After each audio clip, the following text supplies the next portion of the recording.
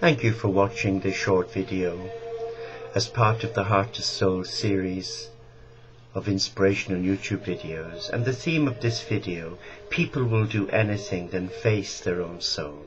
Is that true? Or am I up the wrong path? There is something archetypal about St. Francis, something that rises from deep within us when we meet him, embrace his essence. Something we find in Assisi itself. It walks the streets unseen. It comes invisibly around corners, wearing a fiery cloak that fans the air like the wings of seraphs, hot with God. What is this something, and why do so many feel it rising within them as they pass through the gates of a medieval mountain town, whose very name is a very old Italian word, Assisi, which means I have risen? Dante says it is Francis himself who, like the sun, rose upon the earth and was still a mere dawn when we began to feel the warmth and light his rising brought to us. Therefore, whoever seeks to name this place should not say Assisi, that would not do it. Rather say the rising, to name what has happened there. For the sun wasn't long in its rising when he began to warm and lighten the earth with the comfort of his great power. People will do anything, no matter how absurd, in order to avoid facing their own souls. They will practice Indian yoga and all its exercises, observe a strict regime of diet, learn theosophy by heart, or mechanically repeat mystic texts of the whole world, all because they cannot get on with themselves and have not the slightest faith that anything useful could ever come out of their own souls. Thus the soul has gradually been turned into a Nazareth from which nothing good can come. But something good does come from Nazareth, and so I close my eyes and lips and pray in that secret place called soul, waiting for him to come, who is Son, and for him to raise me up, who is Father, Mother. And therein begins all mystic experiences for me. In me, instead of frantically all sorts of things to make him love me. I keep trying to prove I'm good by doing, giving, thereby preempting God, not letting him come to me first, not receiving, and I do this because I'm afraid he really does not love me as the beautiful work of his own hands, but only if I win his love. The so-called peace prayer of Francis of Assisi has the line, "It is in giving that we receive." But that can only be prayed well by one who knows that it is only in receiving that we give. For God has first loved us and given himself to us. And that is what we learn from the mystics like St. Francis, who are brave enough to close their eyes and lips and listen.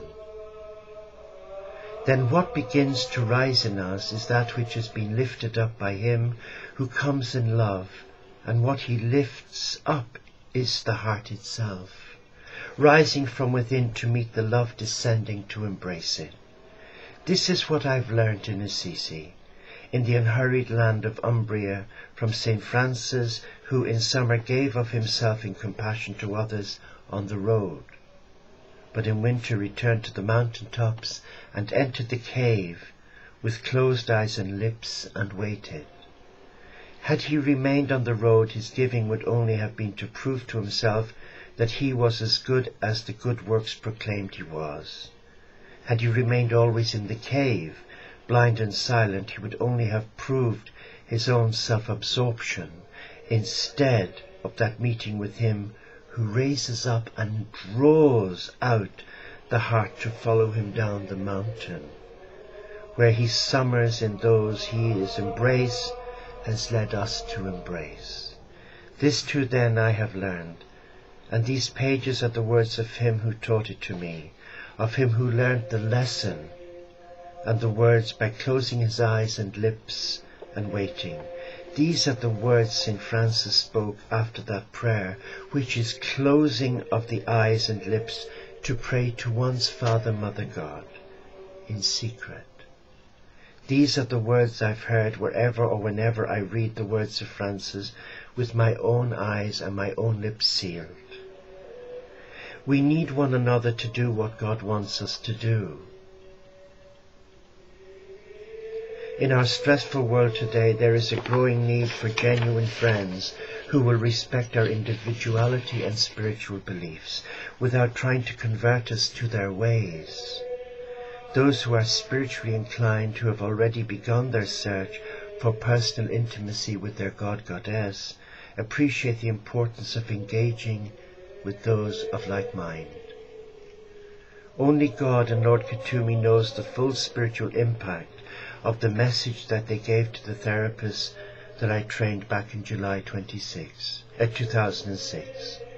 From that seedbed of receiving a simple message to receive the Teo Interfaith Community of St. Francis to the present day, none anticipated where it would lead, except to say that they attribute the effectiveness of their combined efforts to the importance of remaining faithful to a loving God and to the vision that they received in 2006.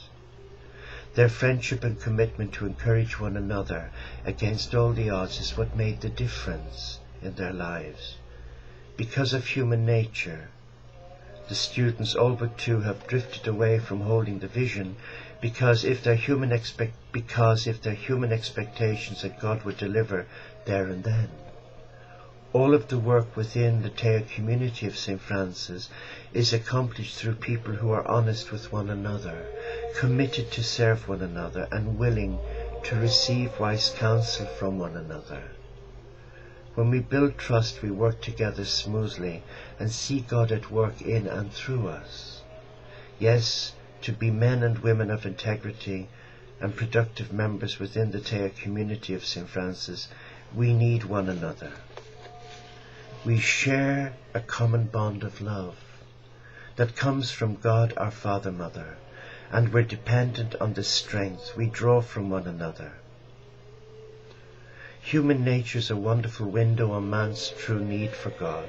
Why? Why is that? I sense it's because we get so carried away with enthusiasm with our pet projects that when we encounter delays or frustrations, we soon throw the towel in by surrendering to defeat.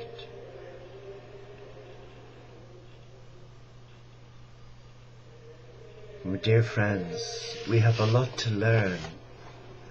We have a lot to learn indeed, and follow the example of this great mystic, who didn't seek notoriety, who didn't want public acclaim, who really didn't want to strut his stuff on a world stage and get an Oscar. No. Francis is saying people will do anything than face their own soul. And I have encountered lots of beautiful people that the divine led to my door, to the door of my heart. Many wounded, broken, discouraged, fractured, great teachers in their own right. And the majority were afraid to trust me because they trusted others and were let down. So all one can do is bring them to the divine and hand them over, give a blessing, but release them to the divine and trust that prayer that was asked in the name of love and given in the name of love will be taken over by love itself. And some do come back, not many, and say thank you, but it's not done for gratitude, because the doing isn't ours. We're the conduit, the vehicle, the vessel. The actual doing is God Himself.